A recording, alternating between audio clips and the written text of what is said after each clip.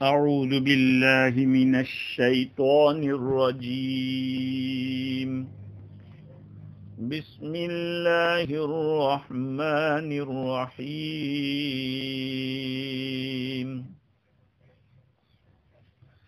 يا أيها الذين آمنوا إذا قمتم إلى الصلاة فاغسلوا وجوهكم وأيديكم إلى المرافق وامسحوا برؤوسكم وأرجلكم إلى الكعبين وَإِن كُنتُمْ جُنُبًا فَاطَّهَّرُوا وَإِن كُنتُم مَّرْضَىٰ أَوْ عَلَىٰ سَفَرٍ أَوْ جَاءَ أَحَدٌ مِّنكُم مِّنَ الْغَائِطِ أَوْ لَامَسْتُمُ النِّسَاءَ فَلَمْ تَجِدُوا مَاءً فَتَيَمَّمُوا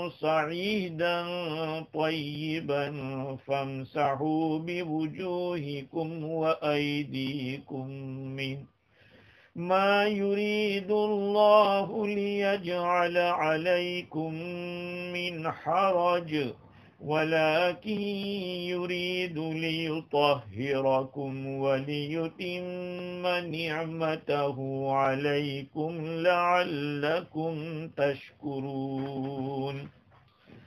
صدق اللہ العظیم. بزرگوں، پیارے بھائیوں اور سننے والی خواتین، کل گزشتہ ہماری گفتگو چل رہی تھی کہ اللہ رب العزت نے قرآن پاک کے اندر وضو کی ترتیب بیان کی ہے کہ وضو کیسے کیا جاوے، جس میں 4 فرائض کو بیان کیا ہے، اور فرض کو ادا کر دینے سے وہ چیز وجود میں آ جاتی ہے. لہذا جو آدمی ان 4 فرضوں کو کر لے گا تو اس کا وضو تو صحیح ہو گیا. لیکن آقا صلی اللہ علیہ وسلم نے امت کو وضو کرنے کا طریقہ بتایا ہے.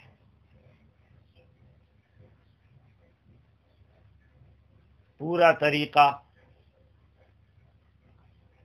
کہ آدمی نیند سے بیدار ہو تو سیدھے پانی کے برتن میں ہاتھ نہ ڈال دے، بلکہ اپنے ہاتھوں کو دھوئے. فَإِنَّهُ لَا يَدْرِي أَيْنَ بَاتَتْ يَدُهُ. آقا صلی اللہ علیہ وسلم فرماتے ہیں کہ پتہ نہیں اس کے ہاتھ نے رات کہاں گزاری ہے. آدمی سو جاتا ہے، ہاتھ کہاں کہاں لگتا ہے. اب اگر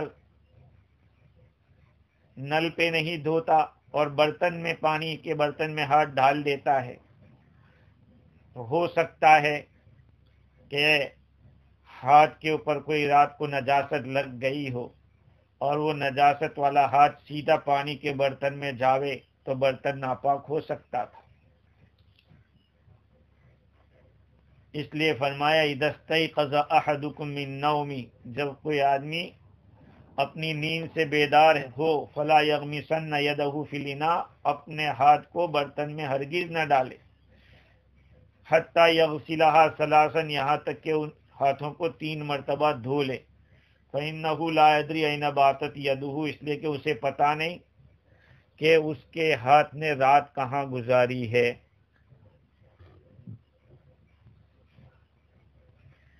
اس کے بعد نیت بھی کرنی چاہیے. پاکی حاصل کرنے کے لیے وضو کر رہا ہوں. امام شافعی رحمۃ اللہ علیہ کی یہاں تو نیت فرض ہے، نیت کے بغیر وضو ہوگا ہی نہیں. اس کے بعد مسواک بھی ایک بہت بڑی سنت ہے. دیکھیے، برش کرنے سے مسواک کی سنت ادا نہیں ہوگی. ہاں، صفائی کی جو سنت ہے وہ ادا ہو جائے گی، لیکن لکڑی کی جو مسواک ہوتی ہے اس کی سنت ادا نہیں ہوگی. مسواک ایک انگل کی موٹائی کے برابر ہونا چاہیے، ایک بالش کی لمبائی میں ہونا چاہیے، اور کوئی کڑوی لکڑی ہو تو زیادہ اچھا ہے.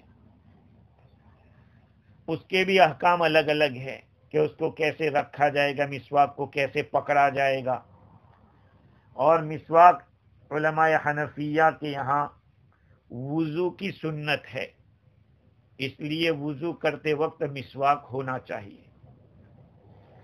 شوافی کے یہاں اور بعض دوسرے علماء کے یہاں مسواک نماز کی سنت ہے، اس لیے دیکھا ہوگا کئی عرب لوگوں کو اور شوافی لوگوں کو کہ وہ نماز کے اندر کھڑے ہیں اور وہاں کھڑے کھڑے مسواک کر رہے ہیں. حنفیہ کہتے ہیں کہ اگر کھڑے کھڑے مسواک نماز کی سنت ہوگا اور مسواک کرنے جائیں گے، اگر دانتوں سے خون نکل گیا تو وضو ٹوٹ جائے گا، پھر جانا پڑے گا وضو کے لیے. تو وضو کی سنت ہے، وضو کرتے وقت ہو گئی مسواک، ہو گئی. خیر، اس کے ساتھ کلی کرنا ہے، ناک میں پانی ڈالنا ہے، اور یہ سارے اعمال کو 3 مرتبہ کرنا ہے. دھونے کا جو عمل ہے تو ہاتھ دھوئیں گے، اونچی جگہ پہ بیٹھنا، قبلے کی طرف بیٹھنا، یہ سب مستحب ہے. پھر اللہ تعالیٰ نے سب سے پہلی چیز جو بتلائی، فَاغْسِلُوا وُجُوهَكُمْ، تم اپنے چہروں کو دھوو. چہرہ کہاں سے کہاں تک کا حصہ ہے؟ سر کے بال جہاں اگنے شروع ہوتے ہیں وہاں سے لے کر ٹھڈی کے نیچے تک یہ لمبائی میں ہے، اور چوڑائی کے اندر ایک کان کی لو سے لے کر دوسرے کان کی لو تک یہ پورا حصہ چہرہ کہلاتا ہے. اب اس چہرے کے اندر کون کون آ جائے گا؟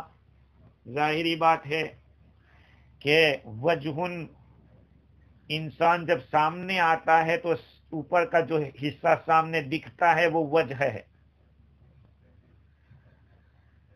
اس میں دونوں بھون، اسی طرح سے آنکھوں کی پلکیں،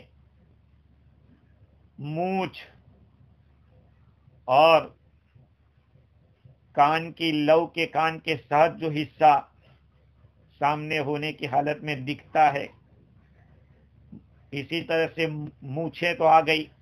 انفقہ، بچہ داڑھی جس کو کہتے ہیں. بہت سارے لوگ بچہ داڑھی کو کاٹ ڈالتے ہیں، حالانکہ اس کو کاٹنا نہیں چاہیے، اس کو رکھنا چاہیے. انفقہ کہتے ہیں. کہا یہ سب جگہیں ایسی ہے جہاں پہ نیچے تک پانی پہنچانا ہے. یہ ساری چیزیں چہرے کے اندر آ جائے گی. اس میں کوئی بھی حصہ، اب لمبی داڑھی کا مسئلہ پھر آتا ہے چہرے کے اندر. تو بدائع صنائع کے اندر ابن شجاع کے حوالے سے لکھا ہے کہ بہت سارے لوگوں نے پہلے روایت امام ابو حنیفہ رحمۃ اللہ علیہ کی داڑھی میں مختلف نقل کی تھی کہ مسح کرنا ہے اس میں، حالانکہ اس سے رجوع ثابت ہے، اس کو دھونا ہے. اگر وہ گھنی داڑھی ہے تو پانی کو بہت زیادہ، مطلب یہ کہ پوری داڑھی کو دھونا ضروری نہیں ہے، پانی تو پہنچایا جائے گا. خفیف داڑھی ہے، اگر ہلکی داڑھی ہے تو پوری داڑھی کو دھونا پڑے گا. اگر گھنی ہے تو اوپر سے پانی اس کے اوپر بہایا جائے گا۔ ہلکی داڑھی اور گھنی داڑھی میں فرق یہ ہے کہ ایسی داڑھی ہے کہ اندر کی چمڑی دکھتی ہے باہر سے تو وہ ہلکی داڑھی کہلاتی ہے، اور گھنی داڑھی جس میں چمڑی دکھتی نہ ہو۔ داڑھی کا خلال بھی ہونا چاہیے۔ بہت سارے لوگ اکثر و بیشتر کو دیکھا کہ اس کا خلال نہیں کرتے۔ پانی لے کر ٹھڈی کے اندر داخل کرنا چاہیے اور انگلیوں کے ذریعے اس کا خلال ہونا چاہیے۔ مونچھوں کے اندر اگر مونچھیں کاٹی ہے، وضو کر لیا اور وضو کرنے کے بعد مونچھیں کاٹ لی تو دوبارہ دھونے کی ضرورت نہیں ہے۔ بہت زیادہ لمبی لمبی مونچھیں بھی تو منع ہے۔ اتنی لمبی مونچھیں رکھنا کہ جس میں آپ کے ہونٹ بھی چھپ جاتے ہو۔ عربی میں مونچھ کو شارب کہتے ہیں۔ شارب کے معنی پینے والا، وہ پانی پیتا ہے اس میں یہ شریک ہو جاتا ہے، لیکن یہ فطرت میں سے ہے قص الشوارب، مونچھوں کو کتروانا۔ علماء کرام نے لکھا ہے کہ اگر بھوں بھی بہت گھنے ہیں، مونچھیں بھی بہت گھنی ہے تو صرف جڑوں تک پانی پہنچا لیں۔ اس کے بعد باری آتی ہے ہونٹ کی۔ ہونٹ کا وہ حصہ کہ اگر آدمی منہ بند کرتا ہے تو وہ منہ کے حکم میں ہے اندر کا حصہ، اور جو باہر دکھتا ہے وہ چہرے کے حکم میں ہے۔ اس کے ساتھ آنکھیں بھی آ جاتی ہے۔ آنکھوں کو اندر سے دھونا ضروری نہیں ہے کیونکہ اس میں تکلیف ہوتی ہے، نقصان کا اندیشہ ہے۔ بعضوں نے مکروہ لکھا ہے۔ علامہ آلوسی بغدادی رحمت اللہ علیہ نے لکھا ہے کہ حضرت ابن عباس رضی اللہ عنہما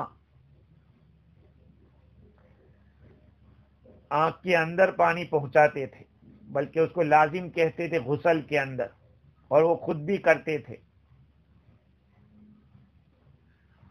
اور وہ نگاہ کی حفاظت کا ذریعہ بنتا ہے۔ فَاغْسِلُوا وُجُوهَكُمْ وَأَيْدِيَكُمْ، اور اپنے ہاتھوں کو دھونا، اپنے ہاتھوں کو دھوو إِلَى الْمَرَافِقِ، کوہنیوں سمیت۔ تو دو باتیں ہو گئی، چہروں کو دھونا، ہر ایک اپنا چہرہ دھوے، اپنے ہاتھ دھوے کوہنی سمیت، اور پھر فرمایا وَامْسَحُوا بِرُؤُوسِكُمْ، اپنے سروں کا مسح کرو جب تم نماز کا ارادہ کرو تو۔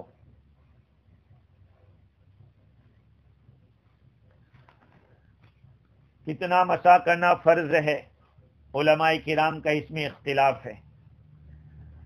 فرض جو ہے کہ جس کے بغیر وضو ہی نہیں ہوگا، امام ابو حنیفہ رحمت اللہ علیہ کے یہاں مقدار ناسیہ، جس کو یوں کہیے 1/4 سر، 1/4 سر کے برابر سر کا مسح کرنا فرض ہے۔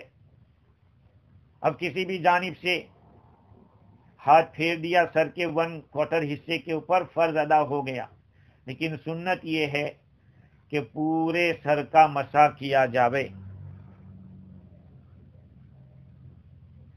حضرت مغیرہ رضی اللہ تعالیٰ عنہ سے روایت ہے، نبی اکرم صلی اللہ علیہ وسلم نے وضو فرمایا اور اپنی پیشانی کے برابر مسح کیا، ناسیہ پر مسح کیا۔ ناسیہ آگے کا حصہ، تو 1/4 جتنا ہو جاتا ہے۔ اور امام شافعی رحمت اللہ علیہ کے یہاں تو اگر 3 بال پر بھی مسح کر لیا تو مسح ہو جائے گا، فرض ہے۔ امام مالک رحمت اللہ علیہ کے یہاں پورے سر کا مسح کرنا فرض ہے، کیونکہ ان کا کہنا یہ ہے کہ مسح راس کو بلا کسی قید کے رکھا ہے، لہذا پورے کو کرنا پڑے گا۔ وَأَرْجُلَكُمْ، یہ بہت اہم بات ہے ارجلکم کے اوپر لام پر زبر ہے، یہ قرات ہے، اور عام زبان میں لام کے نیچے دوسری قرات میں زیر بھی ہے، ارجلکم ارجلیکم۔ اگر ارجلکم لام کا زبر ہے تو اس کا یہ مطلب کہ جیسے چہروں کو دھونا ہے، ہاتھ کو دھونا ہے، ایسے پاؤں کو بھی دھونا ہے۔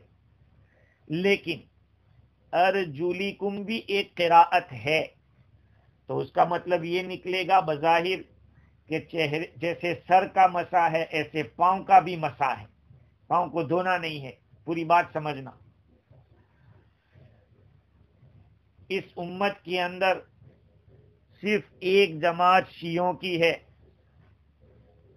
ان کا کہنا یہ ہے کہ پاؤں کو دھونے کا حکم نہیں ہے، پاؤں کا تو مسح کرنے کا حکم ہے۔ حالانکہ اہل سنت والجماعت میں سے سارے لوگ یہ بات بتلاتے ہیں کہ پاؤں یہاں پر دھونا ہے، پاؤں پر مسح نہیں کرنا ہے۔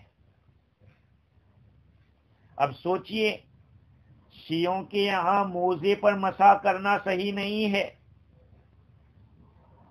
پاؤں پر مسح کرنا صحیح ہے، اور اہل سنت والجماعت کے یہاں عام حالات میں پاؤں کو دھونا ہے، اور اگر موزے پہنے ہیں آپ نے، کپڑے والے نہیں جس میں پانی ڈالنے سے اندر چلا جاتا ہے، وہ نہیں، مجلد ہو، ہاں جلد کے ہو، لیدر کے، تھا اس پر مسح جائز ہے۔ اسی لیے اہل سنت والجماعت کی پہچان سمجھ لیجئے، بہت امپورٹنٹ بات ہے جو علماء نے لکھی ہے۔ تفضیل الشیخین وحب الختنین والمسح علی الخفین، یہ اہل سنت والجماعت کی پہچان ہے۔ تفضیل الشیخین کا مطلب ہے صدیق اکبر رضی اللہ عنہ اور عمر فاروق رضی اللہ عنہ، ان کو پوری امت کے اوپر فضیلت دینا۔ وحب الختنین، دونوں داماد سے محبت، عثمان ذو النورین اور علی مرتضی رضی اللہ عنہما، ان دونوں سے محبت۔ والمسح علی الخفین، اور موزے پر مسح کرنے کا قائل ہونا، اس کو صحیح سمجھنا، یہ اہل سنت والجماعت کی پہچان ہے۔ اب شیعوں کے یہاں موزے پر مسح کرنا تو صحیح نہیں، لیکن پاؤں پہ مسح کرنا صحیح ہے۔ عجیب بات ہے یہ۔ تو اب ہمیں یہاں یہ سمجھنا ہے، علماء نے بڑی تفصیلات کی ہے۔ دو قراءتیں ہیں، ارجلکم ارجلیکم۔ ارجلکم کہیں گے تو دھونا ضروری پاؤں کو، ارجلیکم کہتے ہیں تو شیعہ یہ معنی لیتے ہیں کہ اس پر مسح کرنا ہے۔ اب ان کا جواب یہ ہے کہ جب دو قراءتیں الگ الگ ہوتی ہے، اس کا مطلب یہ ہوتا ہے کہ یہ دو آیتیں ہیں، ایک میں زبر ایک میں زیر، تو دو آیتوں میں آپس میں کبھی کراس نہیں ہوتا، یہاں تو کراس ہو رہا ہے۔ دو قراءتیں دو آیتوں کے معنی میں ہیں، اور جب دو قراءتیں آپس میں تعارض ہوتی ہے تو وہ ایک ہی آیت کے حکم میں ہوتی ہے۔ اب یہاں پہ دو آیتیں ہیں، الگ الگ حکم ہو رہا ہے کہ ایک سے غسل اور ایک سے مسح، اس لیے اب ہمیں تطبیق دینی پڑے گی کہ دونوں کو لے کر چلنا ہے ہمیں۔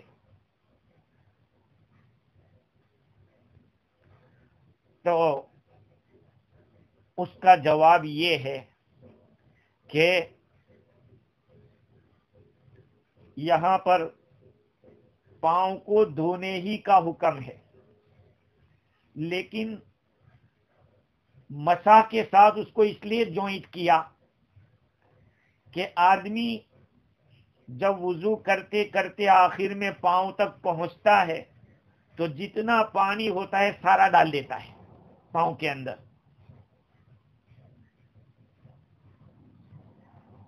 تو اسراف ہو جاتا ہے.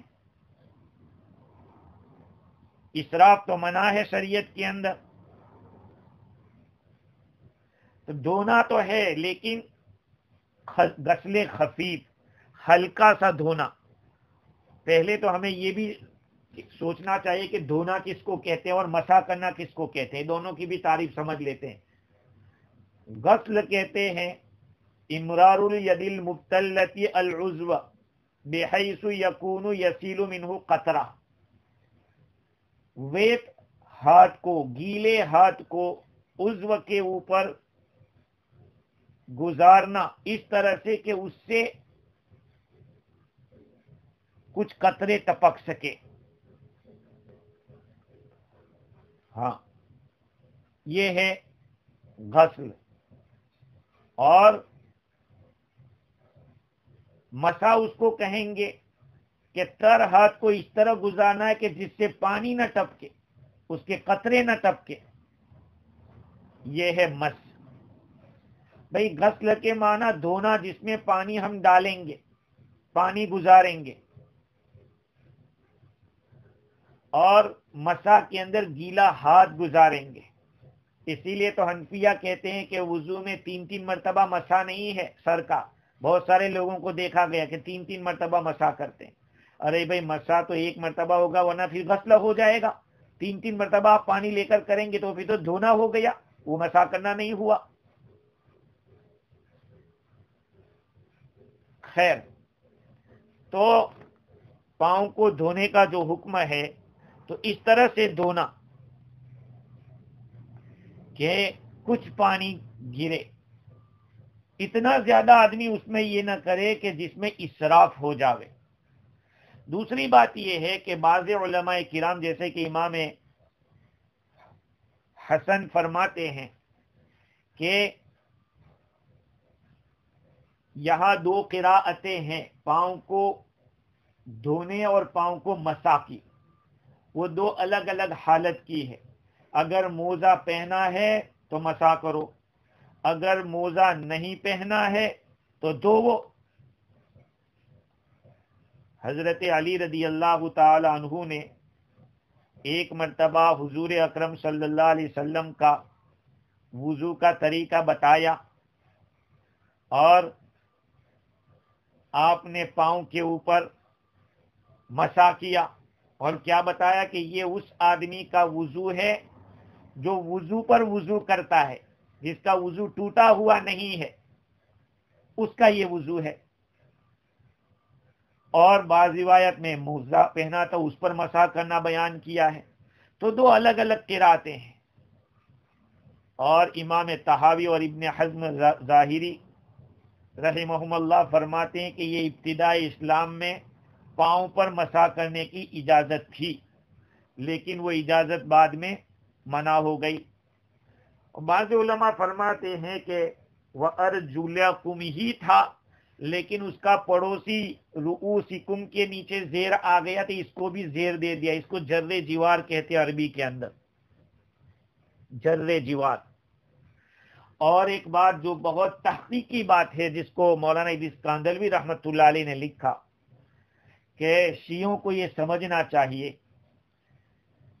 کہ صحابہ کرام جنہوں نے آقا صلی اللہ علیہ وسلم کے وضو کو دیکھا اور انہوں نے وضو کو بیان کیا، محقق ابن امیر الحاج تحریر الاصول کی شرح میں لکھتے ہیں کہ 30 صحابہ سے زیادہ نے آپ صلی اللہ علیہ وسلم کے وضو کی روایت کو بیان کیا. اس میں سب نے اتفاق کیا کہ آپ صلی اللہ علیہ وسلم نے وضو میں پیروں کو دھویا تھا، سفر میں اور حضر میں، سردی میں اور گرمی میں، کسی حالت میں بھی آپ نے پیروں پر مسح نہیں فرمایا. اور حضور صلی اللہ علیہ وسلم نے وضو کی تعلیم دی اور پاؤں کو دھونے کا حکم دیا اور کیا فرمایا؟ ھذا وضوء لا يقبل اللہ الصلاۃ الا بہ، یہ ایسا وضو ہے کہ اس کے بغیر نماز قبول نہیں ہوتی. اس میں آپ نے پاؤں دھوئے تھے، دھونے کا حکم دیا تھا. تو اتنے سارے صحابہ کرام کا روایت بیان کرنا گویا کہ متواتر حدیث، یہ عمل متواتر ہے. صحابہ کرام نے حضور سے دیکھا، تابعین نے صحابہ کو دیکھا، یہ زمانہ در زمانہ ہوتے ہوتے ہم تک آیا. لیکن عجیب بات یہ ہے کہ یہ شیعہ لوگ اتنا بڑا موزہ پہنتے ہیں کہ اس موزے میں ہاتھ ڈال کر پاؤں کا مسح کرتے ہیں. اور کچھ لوگوں نے تو اتنی چھٹی کر دی موزے کے مسح کی وجہ سے کہ اب تو کپڑے کے موزے پہ بھی کرنے لگے. حالانکہ کپڑے کے موزے پر مسح کرنے سے صحیح نہیں ہوگا. موزے پر مسح کرنے کی بھی شرطیں ہیں کہ اس کو پہن کر کنٹینیو 1 مائل تک جا سکتے ہو، وہ پھٹنا نہیں چاہیے، اور اس پر پانی ڈالو تو وہ پانی اندر جانا نہیں چاہیے. یہ ساری شرطیں ہیں. اب یہ تو بغیر شرطوں کے چل رہے ہیں. خیر، وضو کے اندر سنتیں بھی بہت ساری، یہ 4 فرض ہیں. حنفیہ کے یہاں وضو میں کوئی اور سیکنڈ سٹاپ نہیں ہے، اس لیے یا تو سنتیں ہیں یا فرائض ہے. شوافی کے یہاں بہت سارے واجبات بھی ہیں، جیسے کہ نیت کرنا امام شافعی رحمۃ اللہ علیہ کے یہاں ضروری ہے. ہم بھی کہتے ہیں کہ بھائی وضو کا ثواب حاصل کرنا ہے تو پھر آپ نیت کرو تو ثواب ملے گا. اگر نیت نہیں کی تو وضو تو آپ کا ہو جائے گا، اس لیے کہ پانی کا کام کیا ہے؟ دھونے کا ہے، پاک کرنے کا ہے. وَأَنزَلْنَا مِنَ السَّمَاءِ مَاءً طَهُورًا، ہم نے آسمان سے پاک کرنے والا پانی نازل کیا. تو پانی کا تو کام ہے پاک کرنا، تو وہ تو پاک کر دے گا آپ کو، لیکن آپ کو ثواب چاہیے تو پھر آپ کو نیت کرنی پڑے گی. اور پھر شوافی کے یہاں تو ترتیب کے ساتھ وضو کرنا بھی ضروری ہے کہ پہلے چہرہ دھونا، پھر ہاتھ دھونا، پھر مسح کرنا، پھر پاؤں دھونا. یہ ترتیب کے ساتھ کام ہوگا جیسے قرآن مجید میں ہے. امام مالک رحمت اللہ علیہ فرماتے کہ پیدر پہ وضو کرنا ضروری ہے، واجب ہے. ایک عضو کو دھونا دوسرے کے خشک ہونے سے پہلے. ہاں، ایک خشک ہو گیا پھر دوسرے کو دھو رہے ہیں، کہا نہیں یہ نہیں چلے گا. اور امام مالک رحمت اللہ علیہ کے یہاں تو رگڑنا بھی ضروری ہے، دلک رگڑنا ضروری. امام احمد بن حنبل رحمت اللہ علیہ کے یہاں بسم اللہ بولنا ضروری، لا وضوء لمن لم یسمی.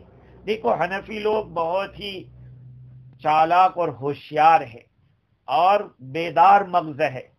انہوں نے کیا کیا؟ ایسے تو سارے ائمہ محدث بھی تھے اور شریعت کو مکمل جاننے والے، آپ صلی اللہ علیہ وسلم کے عمل سے واقف سبھی ایسے تھے.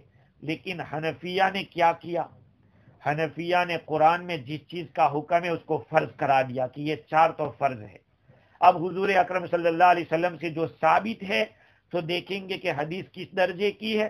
اگر پکی حدیث ہے تو کہا کہ سنت ہے، جیسے کہ مسواک کرنا، جیسے کہ خلال کرنا. آج ہم لوگ انگلیوں کا بھی خلال نہیں کرتے، نہ ہاتھ کی انگلیوں کا، نہ پاؤں کی انگلیوں کا، نہ داڑھی کا خلال کرتے ہیں.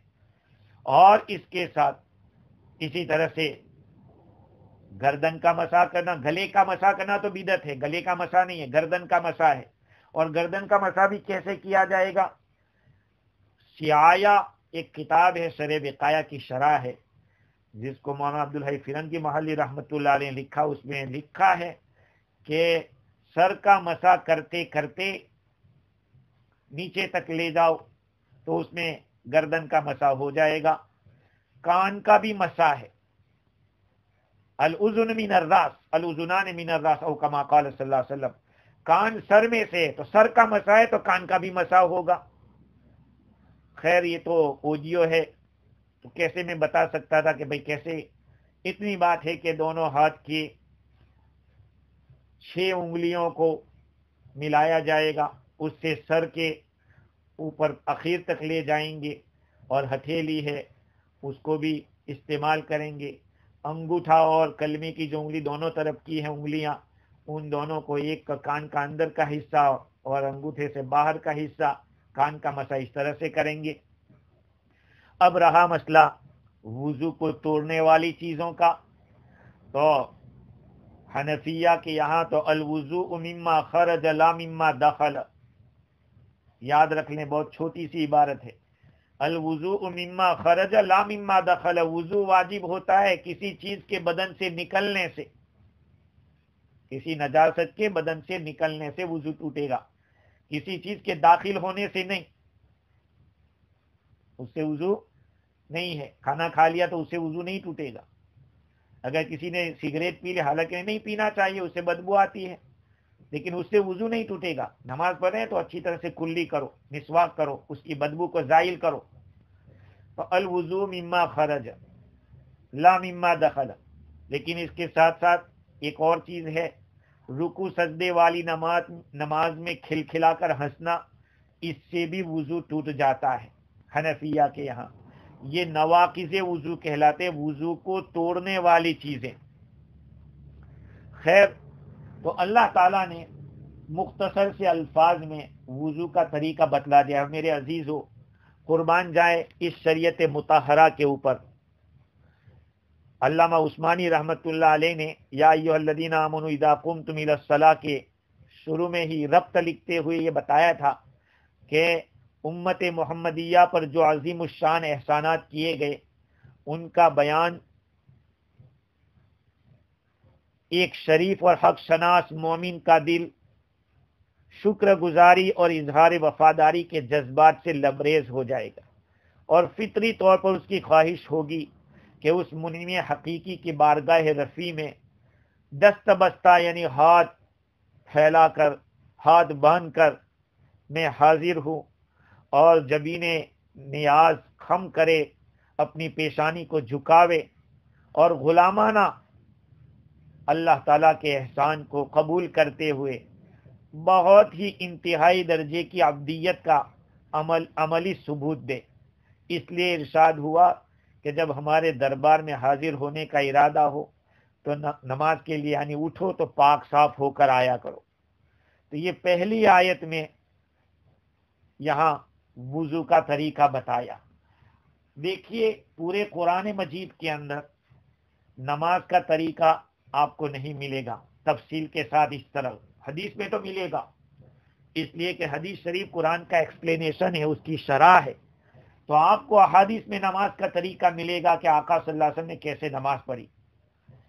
اسی طرح سے حج کا پورا طریقہ آپ کو یہاں نہیں ملے گا قرآن مجید کے اندر کہ پورا حج اس طرح سے کیا جاتا ہے، لیکن وضو کا طریقہ بیان کیا اس لیے کہ first impression is last impression. اگر آپ کا وضو صحیح ہوگا تو آپ کی نماز صحیح ہوگی۔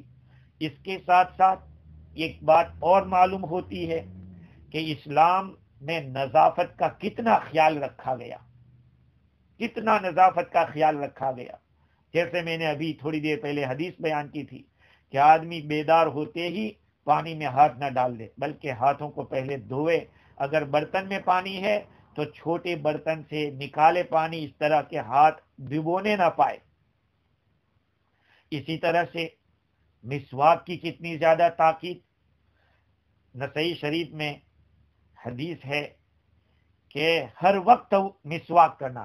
ہمارے استاد حضرت مفتی اسلم صاحب دامت فیوزہم ابھی بھی حیات ہے، ان کی زبانی سنا کہ آپ صلی اللہ علیہ وسلم کے گھر میں تشریف لانے کا کوئی وقت مقرر نہیں تھا، کبھی بھی تشریف لاتے، اور حدیث میں ہے کہ جب بھی آپ صلی اللہ علیہ وسلم گھر میں تشریف لاتے مسواک کرتے تھے۔ معلوم ہوا کہ ہر وقت مسواک یہ سنت ہے، آپ صلی اللہ علیہ وسلم نے اس کو استعمال کیا۔ تو مسواک کا حکم دینا اور چہرہ، ہاتھ۔ عجیب بات یہ ہے کہ پیشاب کرنے سے وضو واجب ہوتا ہے، حالانکہ پیشاب تو بہت زیادہ گندی چیز ہے۔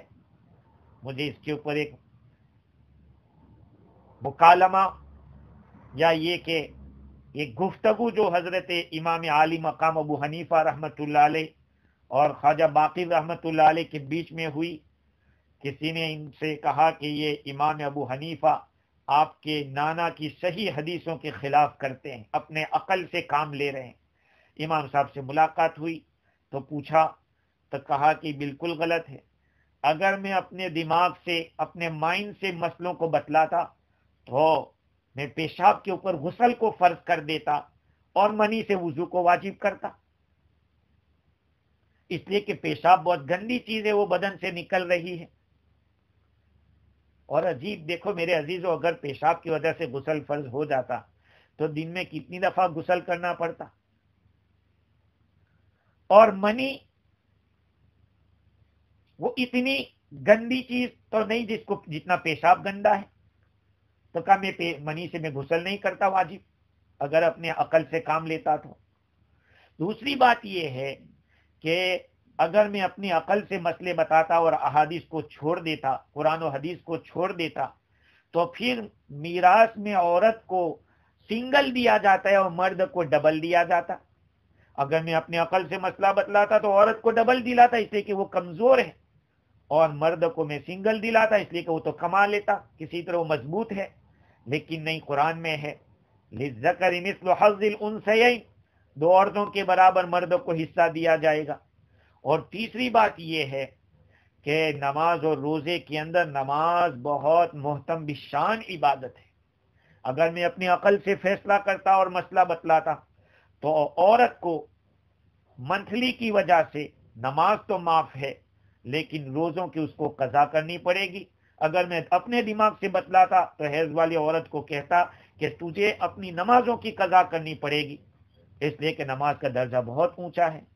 یہ تو حضرت باقر رحمت اللہ علیہ نے ان کی بات کو مانا، اور واقعتاً امام عالی مقام ابو حنیفہ رحمت اللہ علیہ، اللہ تعالیٰ نے کیا ان سے کام لیا اور کیسے کیسے مسائل قرآن و حدیث سے انہوں نے نکالے اور امت کے سامنے پیش کیے۔ تو یہ 4 فرائض ہوئے: چہروں کو دھونا، چہرے کو دھونا، اپنے ہاتھ کو کوہنیوں سمیت دھونا، سر کا مسح کرنا، اور اپنے پاؤں کو ٹخنوں سمیت دھونا۔ عجیب بات تو یہ ہے کہ یہ شیعہ لوگ، ان کی کتابوں میں خود لکھا ہے کہ پاؤں کو دھونے کی جو حدیثیں ہیں وہ سب صحیح ہے۔ ارے اللہ کے بندے، جب صحیح ہے تو عمل کرنے میں کون سی تکلیف ہے؟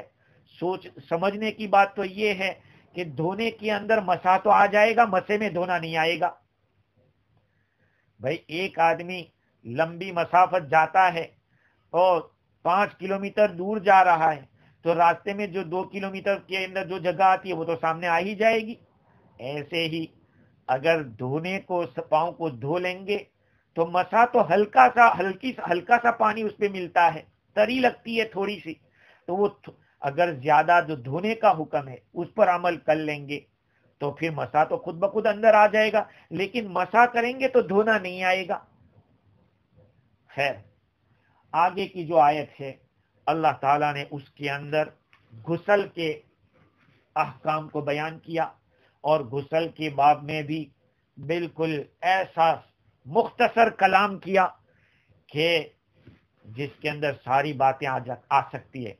وَإِن كُنتُمْ جُنُبًا فَاطَّهَّرُوا، اور اگر تم لوگ نماز کا ارادہ کرو، نماز کے لیے کھڑے ہو اور جنابت کی حالت میں ہو تو خوب پاکی حاصل کر لو۔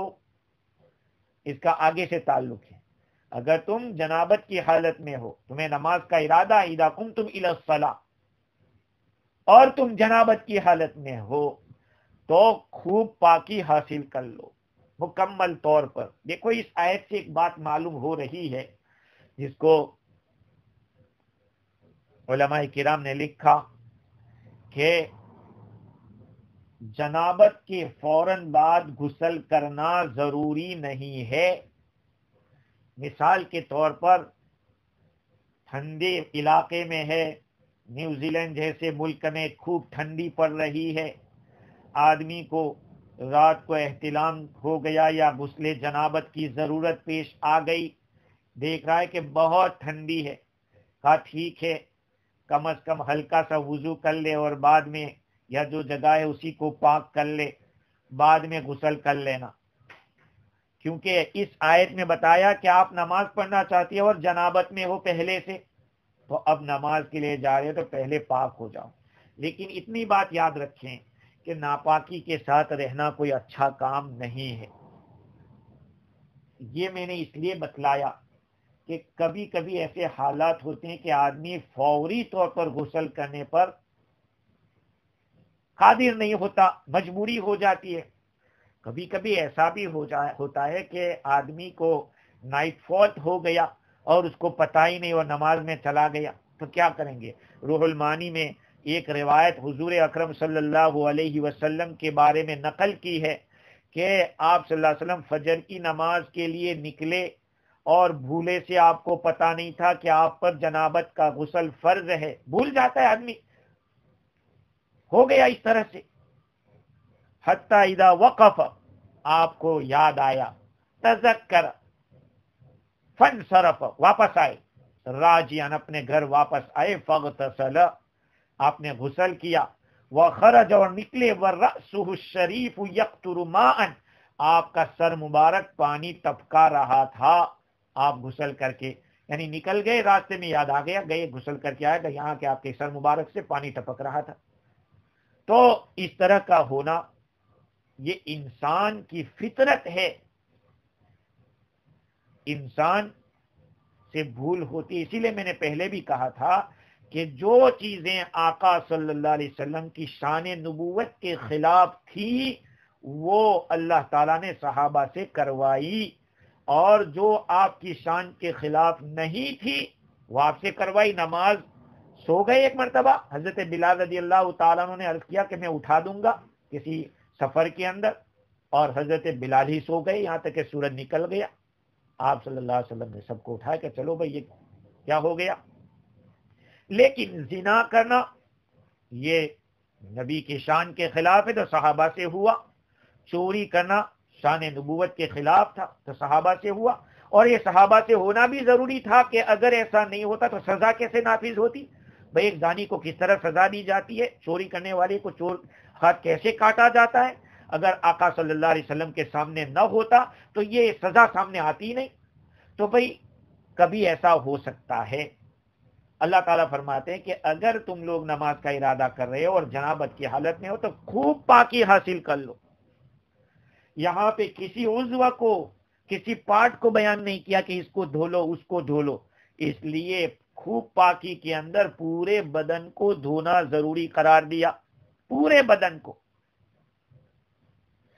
چھوٹی طہارت جو پیشاب کی وجہ سے تھی اس میں تو بعض اعضاء کو دھونے کو کہا، بعض کو نہیں، کیونکہ اگر پیشاب کی وجہ سے بھی پورے بدن کو دھونے کو کہتے تو آدمی کیا کرتا؟ تھک جاتا، اور شریعت میں اس طرح کا کوئی حکم نہیں ہے۔ غسل کی ضرورت بار بار پیش نہیں آتی، وضو کی پیشاب کی ضرورت تو بار بار پیش آتی ہے، تو وہاں اعضاء مقرر کر دیے، اور ان اعضاء کو دھونے کو کہا جو آسانی سے کھل سکتے، چہرہ تو کھلا ہی رہتا ہے اور پاؤں بھی کھلے رہتے ہیں اور سر بھی، ایسے اعضاء کو کیا شریعت قربان جائے ایسی شریعت کے اوپر کہ جس نے اپنے ماننے والوں کا کتنا خیال رکھا، اور غسل کے اندر کہا کہ پورا بدن دھونا پڑے گا، یہاں تک کہ کلی اور ناک میں پانی ڈالنا اس کو بھی فرض کر دیا۔ غسل میں یہ 3 فرض ہے، پورے بدن، پہلے کلی کرنا، ناک میں پانی ڈالنا اور پورے بدن کو دھونا۔ میں یہاں ایک بات چونکہ بہت ہی امپورٹنٹ ہے اس لیے میں کہہ دیتا ہوں، سبھی لوگ، مردوں کے لیے بھی اور عورتوں کے لیے بھی بہت ضروری ہے، وہ یہ ہے کہ اگر غسل جنابت آپ پر فرض ہوا ہے، چاہے کسی بھی شکل میں، نائٹ فال کی شکل میں ہو یا صحبت کی وجہ سے ہو، تو پہلے پیشاب کر لینا چاہیے، پیشاب کے بعد غسل میں مشغول ہونا چاہیے، اور غسل میں بھی سب سے پہلے ان اعضاء کو دھونا چاہیے جہاں پہ نجاست لگی ہوئی ہے۔ یہ بہت ضروری باتیں ہیں جس کو کہنا پڑتا ہے تاکہ اس پر عمل ہو۔ تو اللہ تعالیٰ فرماتے ہیں وَإِن كُنتُمْ جُنُوبًا فَطَّهَّرُوا، اگر تم جنوبی ہو گئے ہو تو پھر اچھی طرح سے پاکی حاصل کرو۔ جنابت کیوں ہوتی ہے؟ غسل کیوں فرض ہوتا ہے؟ 2 وجہ علماء نے لکھی ہے۔ ایک تو یہ ہے کہ سپم نکلا ہے، اور دوسرا یہ ہے کہ مرد کی شرمگاہ عورت کی شرمگاہ کے ساتھ ملی ہے، جتنا سپاڑی کا حصہ ہے اتنا غائب ہو گیا ہے، اب چاہے پانی نہیں نکلا ہے پھر بھی دونوں پر غسل واجب ہوگا۔ اذا التقى الختانان وجب الغسل، جب دو ختنے کی جگہ مل جاوے تو غسل واجب ہو جاتا ہے، یہ روایت ہے۔ اور وہ انما الماء من الماء، غسل فرض ہوگا منی کے نکلنے سے۔ چونکہ بہت زیادہ لمبی بات ہو رہی ہے، بات چیزیں سمجھنے کی ہوتی ہے، اس لیے کہنا پڑتا ہے۔ دیکھو آگے کی شرمگاہ سے جو پانی نکلتا ہے وہ تین طرح کا ہوتا ہے، ایک ہوتی ہے مزی، ایک ہوتی ہے منی، ایک ہوتی ہے ودی۔ اگر آدمی اپنی بیوی کے ساتھ مستی مذاق کرتا ہے تو ایک پتلا سا پانی نکلتا ہے، اس کو مزی کہتے ہیں، اس سے وضو ٹوٹتا ہے، غسل فرض نہیں ہوتا، اگر کپڑے پہ لگ جائے تو اتنا حصہ آپ کو دھونا پڑے گا۔ اور ایک ہے ودی، پیشاب کرنے سے پہلے یا ٹوائلٹ میں زور لگانے سے گاڑھا پانی نکلتا ہے تو اس سے بھی غسل فرض نہیں ہوگا، اس کو ودی کہتے ہیں۔ اور منی اس کو کہیں گے کہ جو بہت ہی قوت کے ساتھ نکلے اور اس کے نکلنے کے بعد بدن ٹھنڈا پڑ جاوے، ڈھیلا پڑ جاوے، تو اس کو منی کہتے ہیں، اس سے غسل فرض ہوتا ہے۔ اب یا تو یقیناً پانی نکلا ہے یا یہ کہ سپاری کے بقدر حصہ شرمگاہ میں چھپ گیا ہے، اس سے غسل فرض ہو جائے گا دونوں شکلوں کے اندر۔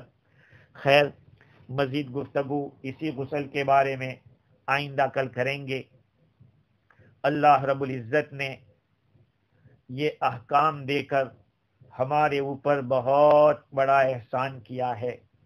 علامہ حکی رحمت اللہ علیہ اپنی تفسیر میں لکھتے ہیں کہ غسل کرنے میں آدمی کو فوائد نفع ملتے ہیں دینی اعتبار سے اور دنیاوی اعتبار سے بھی۔ ایک بات تو یہ دینی ان میں سے ایک یہ ہے کہ کافروں کی مخالفت ہوتی ہے، کیونکہ ان کے یہاں وہ لوگ غسل جنابت نہیں کرتے، وہ نجاست کو دور نہیں کرتے۔ اسی طرح سے اس کے اندر ردی جو بخار نکلتا ہے اگر وہ نہ نکلے اور اس کو صاف نہ کیا جائے تو بہت سارے امراض پیدا ہو جاتے ہیں۔ اسی طرح سے غسل فرض نہ ہو تو آدمی کی جو شہوت ہے، اس کی جو گرمی ہے، اس کو تسکین حاصل نہیں ہوتی۔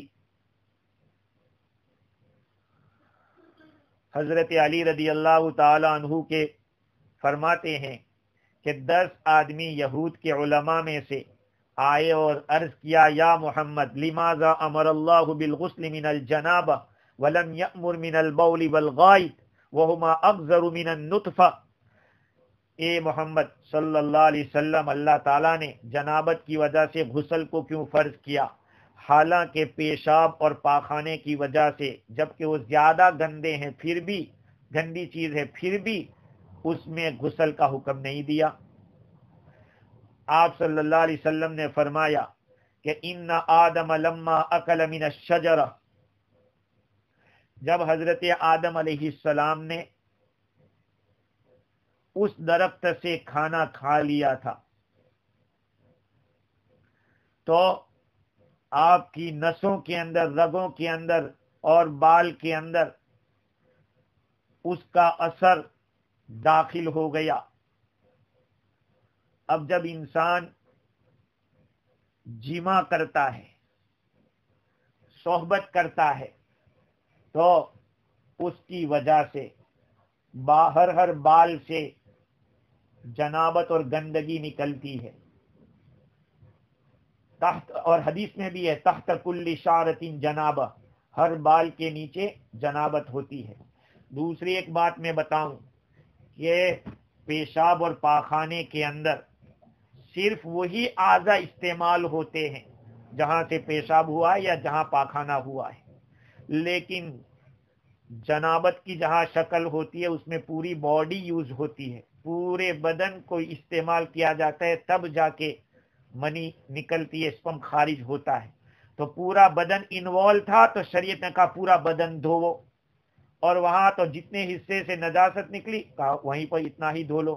خیر یہ اللہ تعالیٰ کا حکم ہے، ہمیں اس کو عمل کرنا ہے۔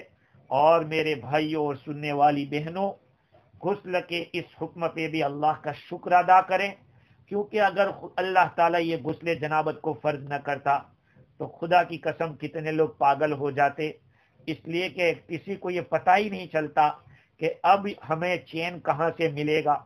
جب آدمی غسل جنابت کر لیتا ہے، پورے بدن کے ابخارات ٹھنڈے پڑ جاتے ہیں تو ایک سکون حاصل ہوتا ہے، میٹھی نیند نصیب ہوتی ہے آدمی کو۔ اس لیے اس نعمت کا بھی شکریہ ادا کرنا چاہیے۔ اللہ تعالیٰ مجھے اور آپ کو اپنا شکر گزار بندہ بنائے۔ وآخر